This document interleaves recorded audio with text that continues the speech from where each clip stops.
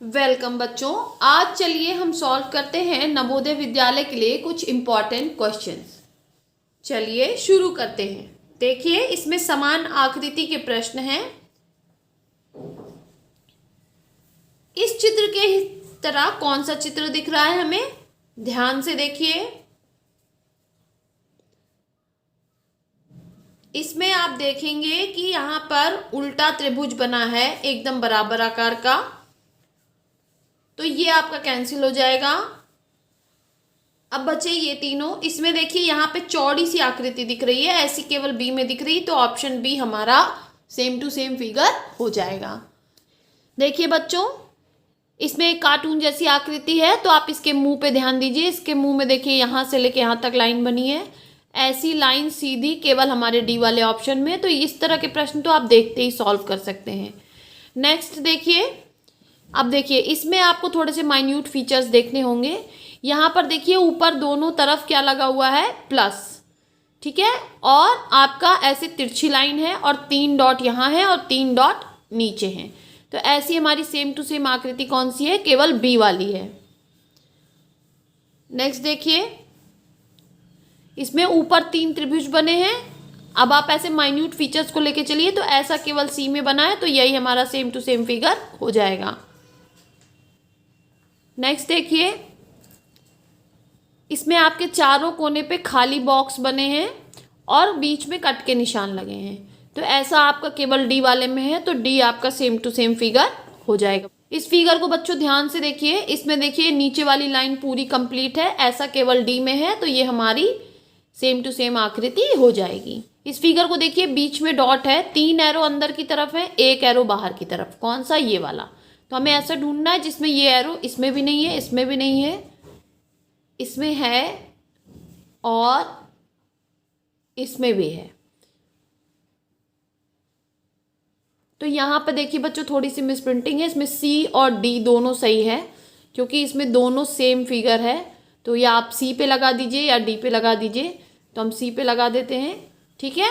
Next question देखिए, इसमें आप देखिए एक नीचे, फिर एरो ऊपर, फिर बॉल नीचे, फिर एरो ऊपर, और फिर बॉल ऊपर और एरो नीचे, मतलब लास्ट वाले में दोनों हैं। तो ऐसा सेम टू सेम आपको देखना है। तो बॉल नीचे वाला केवल बी दिख रहा है, तो यही हमारा हो गया। पहला ये आंसर ही हमारा सही हो गया देख के, क्योंकि यहाँ पे देखिए यहाँ बॉल है और इसमें भी नहीं है, इसमें भी नहीं है, इसमें भी नहीं, केवल इसमें है। फिर नेक्स्ट देखिए, अब इसमें आप ध्यान दीजिए, ऐसी आकृति बनी है, यहाँ पे भी ऐसी, और यहाँ पे थोड़ी डिफरेंट है, बाकी सब में सेम है। ये वाली डिफरेंट है, बाकी सब सेम टू सेम है। तो हमें ऐसे खोजनी है जिसमें ये वाली इस तरह हो। तो ये तो नहीं है, ये तीनों में है। अब हम ऊपर वाली आकृति देखेंगे, तो ऊपर वाली तीनों सेम जो है वो केवल आपका बी में है, तो यही बी वाला हमारा सही आंसर हो जाएगा बच्चों। नेक्स्ट देखिए, ये तो बहुत सिंपल है, सेम टू सेम गिलास यहाँ पे ऐसे बना है और इसमें लाइन है, तो यही सही आंसर हो जाएगा।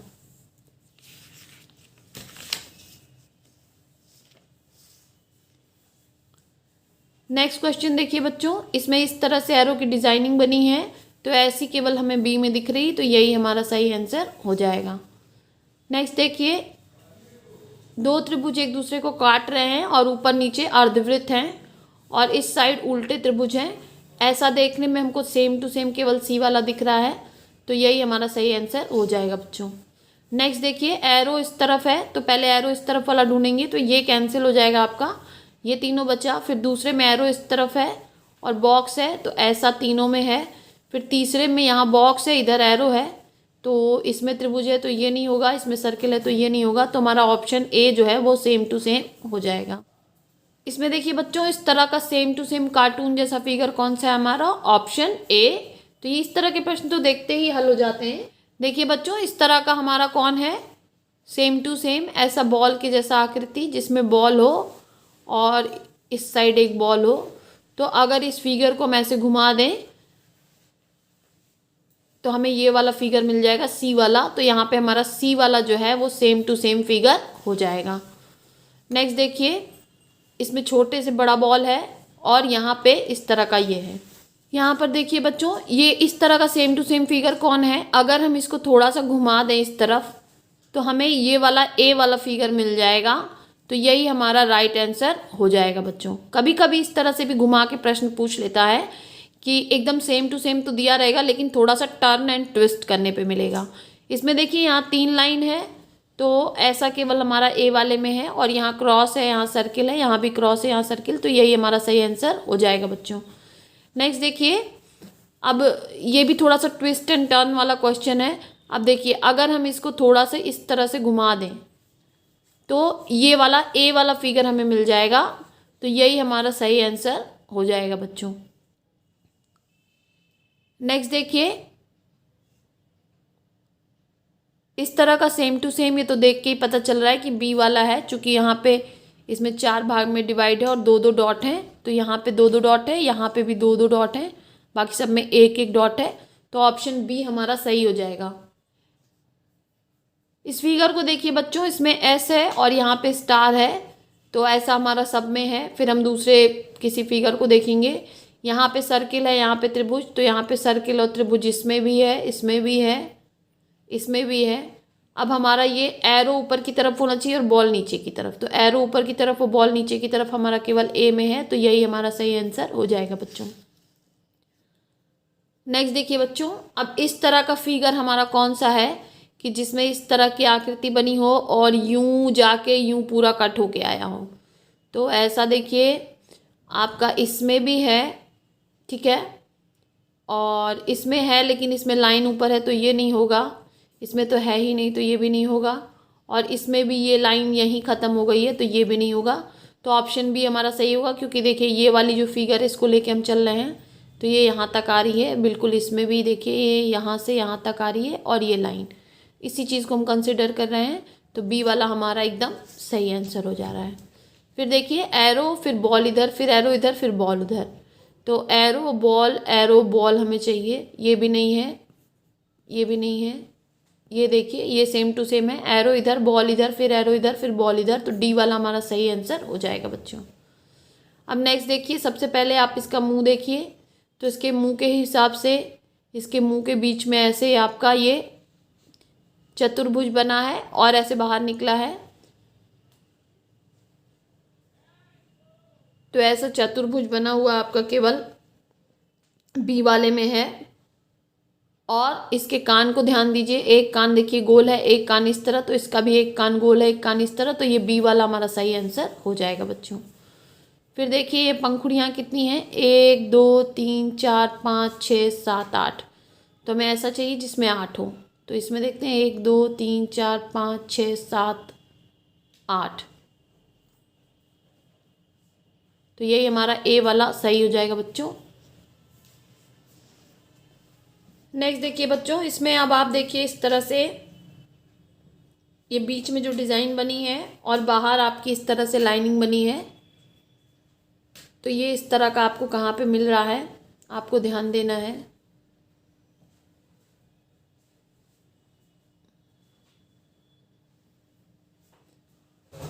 देखिए अब इसके नीचे देखिए कितनी लाइन है, 1 2 3 4, तो यहाँ पे कितनी है, 1 2 3 4, ऊपर 1 2 3 4, ऊपर 1 2 3 4, लेकिन इसकी ऊपर वाली लाइन ऐसे है, ठीक है, तो हमारा ये नहीं होगा, ये कैंसिल हो जाएगा। इसमें ये दोनों सेम लाइन है तो ये भी कैंसिल, ये दोनों सेम लाइन ऊपर वाली है तो ये भी कैंसिल, क्योंकि इसमें देखिए ऊपर वाली लाइन एक दूसरे के विपरीत है, ऐसा केवल हमारे बी में है, तो बी वाला हमारा सही हो जाएगा। अब नेक्स्ट देखिए, इस तरह बॉक्स की आकृति है जिसमें 1 2 3 कट बने और एक खाली है, तो इसमें देखिए केवल 1 2 कट है, इसमें भी केवल 2, इसमें भी 2, इसमें 3 है, 1 2 3, तो ए हमारा सही हो जाएगा। नेक्स्ट देखिए, इस तरह से एस की आकृति है जिसमें नीचे एरो है और ऊपर ऐसा है, तो नीचे एरो और ऊपर 2 लाइन, इसमें 3 है, यहाँ पे पूंछ में, यहाँ भी 3 है, यहाँ भी 3 है, केवल बी वाले में 2 है, तो यही हमारा सही आंसर हो जाएगा। इसी तरह आपको माइन्यूट फीचर्स लेके चलने हैं। अब देखिए ये पूरी लाइन क्रॉस कर रही है, तो ऐसा केवल हमारा ए में नहीं है, देखिए सी में नहीं है, बचा हमारे पास बी और डी। अब इन दोनों में हमें ध्यान से देखना है, तो देखिए यहाँ पे बीच में यहाँ पे कोई लाइन नहीं है और यहाँ पे भी कोई लाइन नहीं है, तो ऐसा केवल हमारा बी वाला है, तो बी हमारा सेम टू सेम फिगर हो जाएगा बच्चों। नेक्स्ट देखिए, इसमें 3 डॉट ऐसे तिरछे दिए हुए हैं, तो ऐसे तिरछे में 3 डॉट केवल हमारे बी वाले में है, और फिर हम डिज़ाइन भी मैच कर लेंगे। देखिए इस तरह से यूँ जाके यूँ है, तो इसमें भी सेम डिज़ाइनिंग है, तो बी वाला हमारा सही आंसर हो जाएगा बच्चों। निम्नलिखित में से कौन सा सही नहीं है? 1 सेंटीमीटर 1 मीटर का शतांश है। 1 मीटर में 100 सेंटीमीटर। कह रहा है कि 1 सेंटीमीटर 1 मीटर का शतांश है, तो 1 सेंटीमीटर बराबर क्या हो जाएगा? 1/100 मीटर, और 1/100 को हम क्या कहते हैं? शतांश। यानी ये कथन तो बिल्कुल सही है। दूसरा कह रहा है 1 मिलीलीटर 1 लीटर का शतांश है। अब देखिए 1 लीटर में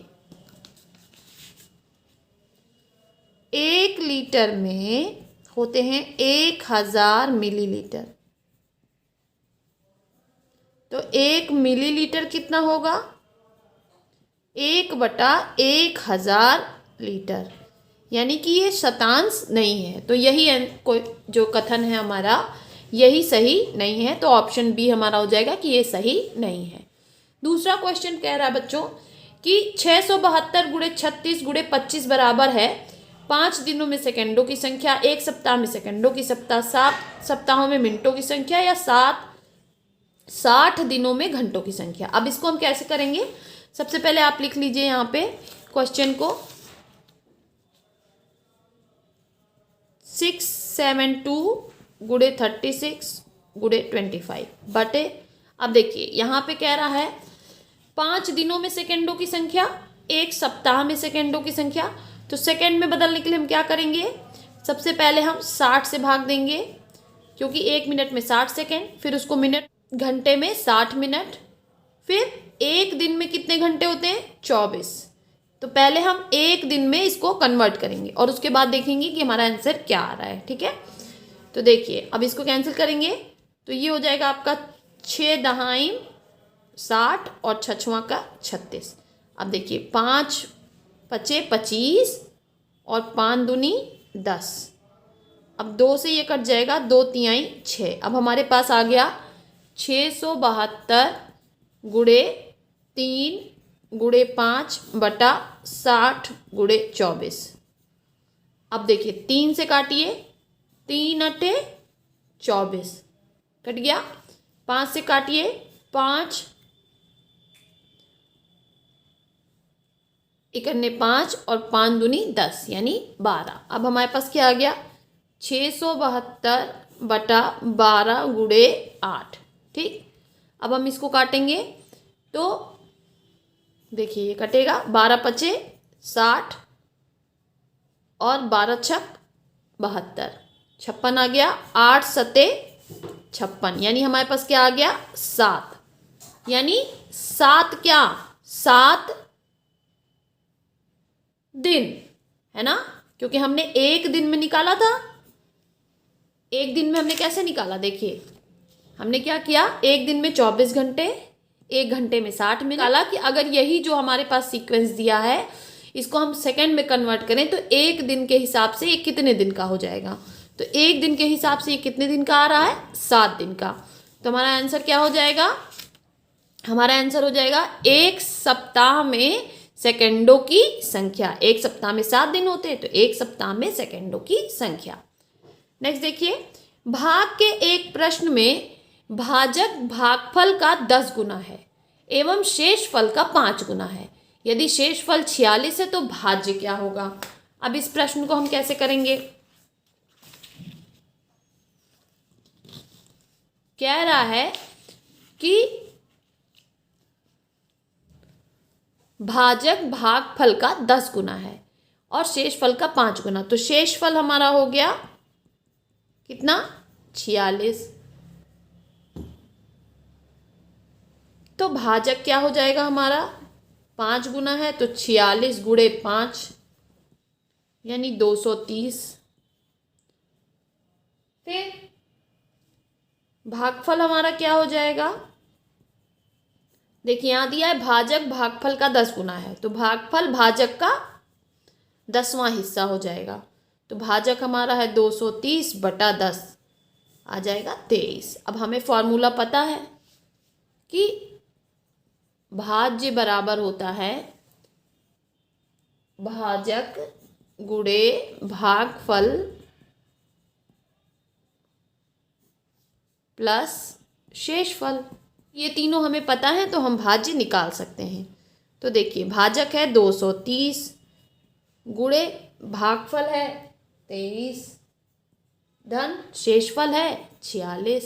अब इसको हम हल कर लेंगे तो हमारा आंसर आ जाएगा। इस 23 को आप बाहर ले जाइए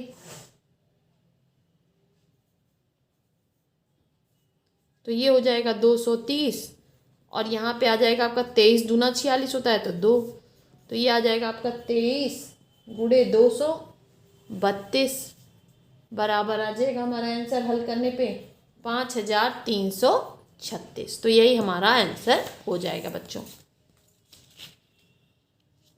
तो हमारा आंसर क्या हो जाएगा 5336 ऑप्शन डी। नेक्स्ट क्वेश्चन देखते हैं। 2 अंकों वाली संख्या के दोनों अंकों का योग 7 है। यदि संख्या में 27 जोड़ दिया जाए तो अंकों का क्रम उलट जाता है, तो वह संख्या है। इस प्रश्न को हम कैसे करेंगे? कह रहा है 2 अंकों का योग यानी x मान लीजिए एक संख्या है, एक संख्या y, तो कितना है 7।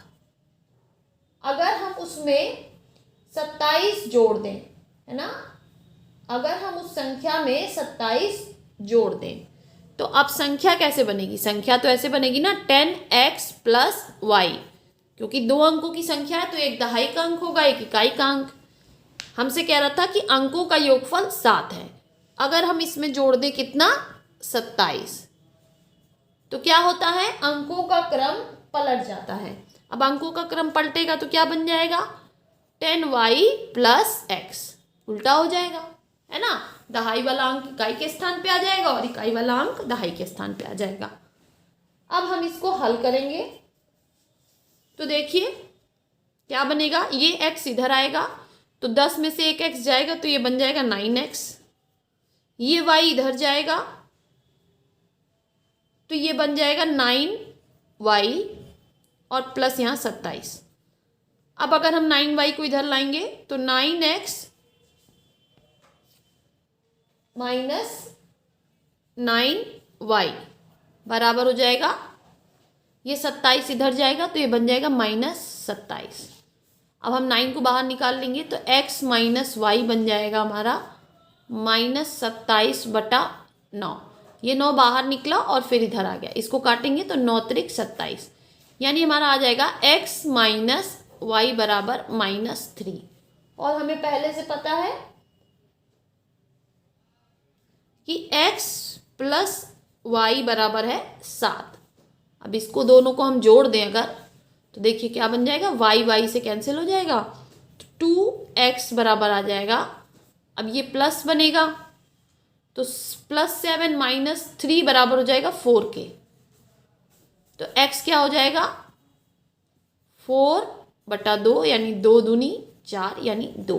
अब x हो गया 2 तो हमें पता है कि x प्लस वाई बराबर है 7 के, तो यानी 2 + y बराबर हो जाएगा 7 के, तो y बराबर हो जाएगा 7 - 2 यानी 5। तो यानी x हो गया आपका 2 और y हो गया 5। तो हमारी संख्या क्या हो जाएगी, x है 2 और y है 5, तो हमारी संख्या हो जाएगी 25, यानी ऑप्शन ए हमारा सही हो जाएगा। नेक्स्ट क्वेश्चन कह रहा है कि 12,112 को 11 से और 13,223 को 13 से भाग देने पर प्राप्त शेषफलों का योग क्या होगा।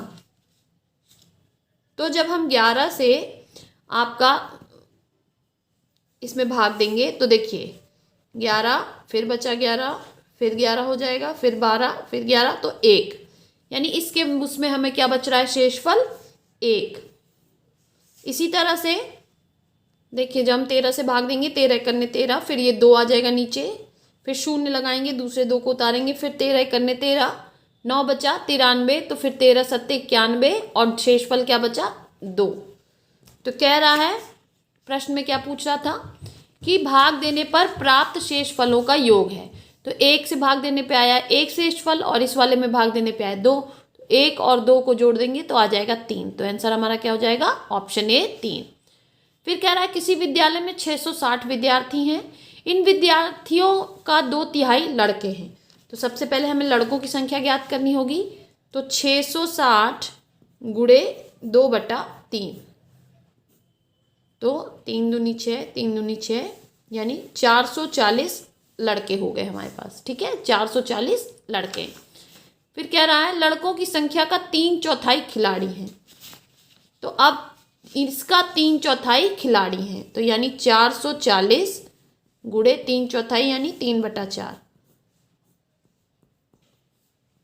आ जाएगा 330, यानी 330 लड़के खिलाड़ी हैं। फिर कह रहा है आगे आपसे और लड़कियों की संख्या का 1/4 खिलाड़ी हैं। अब लड़कियों की संख्या कैसे आएगी? 660 कुल थे, 440 लड़के थे, तो बाकी बची कितने हो जाएंगी? लड़कियां, यानी हो जाएंगी 220 लड़कियां। अब इसका कह रहा है 1/4 खिलाड़ी हैं, तो जो हम भाग देंगे तो आ जाएगा हमारा 55। और लड़के कितने थे? 330। अब इन दोनों को हम जोड़ देंगे तो हमारा आंसर आ जाएगा, देखिए 5, 8, 3, यानी 385 कुल खिलाड़ी हैं। तो आंसर हमारा कितना हो जाएगा बच्चों? 385, ऑप्शन बी। इस क्वेश्चन को देखिए, इसको तो आप देखते ही सॉल्व कर सकते हैं। देखिए कह रहा है 9 - 1 डिवाइडेड बाई 8 बराबर है 1 के।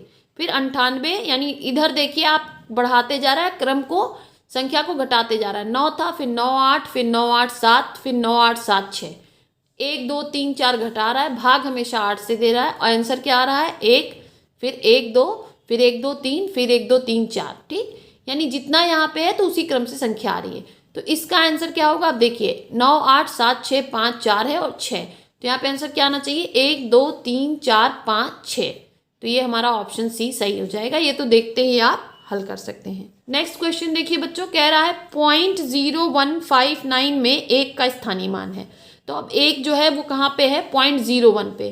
तो जब हम इसका स्थानीय मान में कन्वर्ट करेंगे तो 1 बटा लिखेंगे, देखिए 1 लिखेंगे, दशमलव के बाद कितना?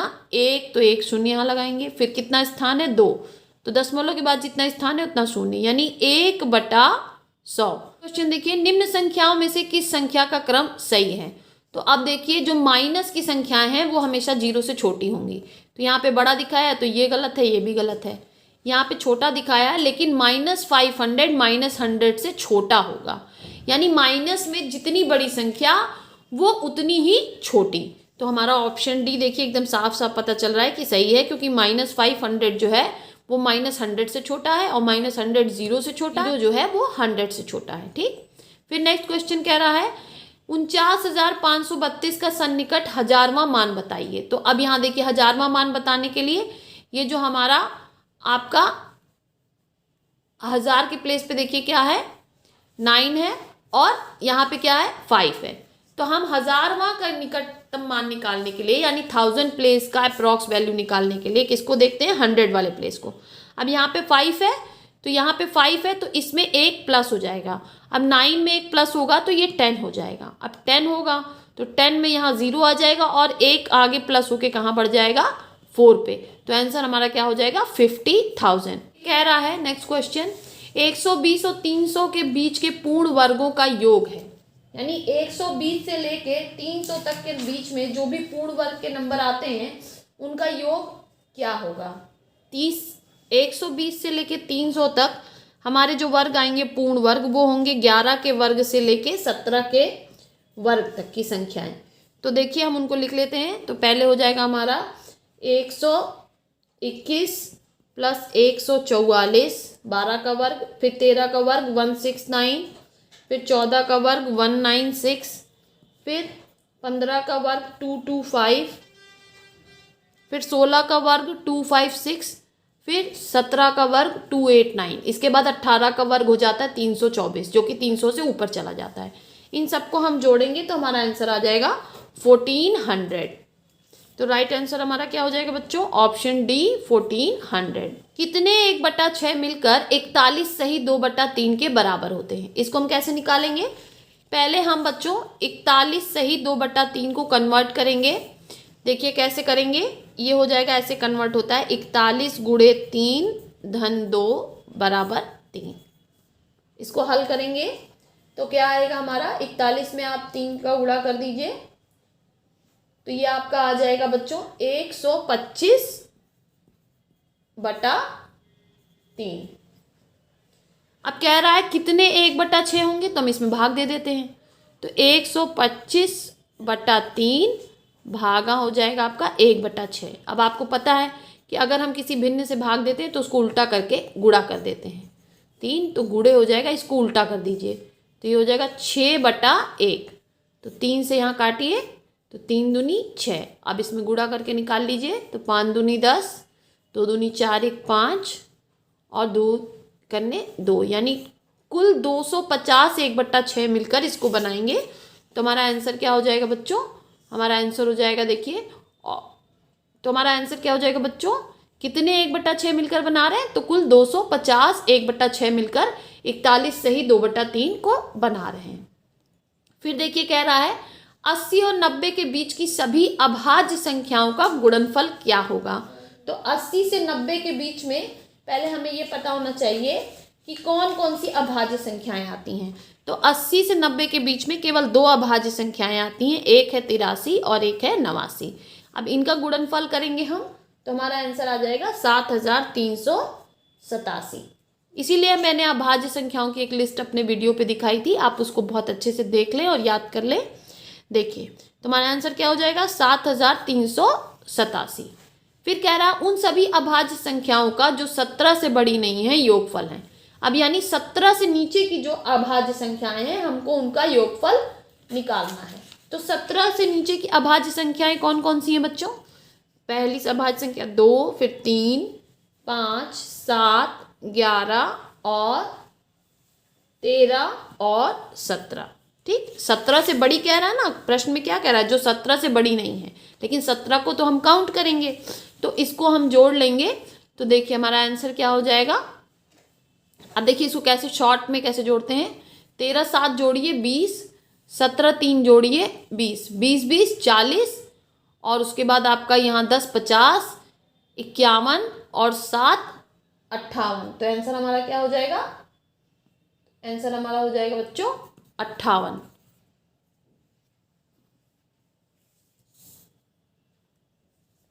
तो सही आंसर हमारा क्या हो जाएगा, ऑप्शन बी 58।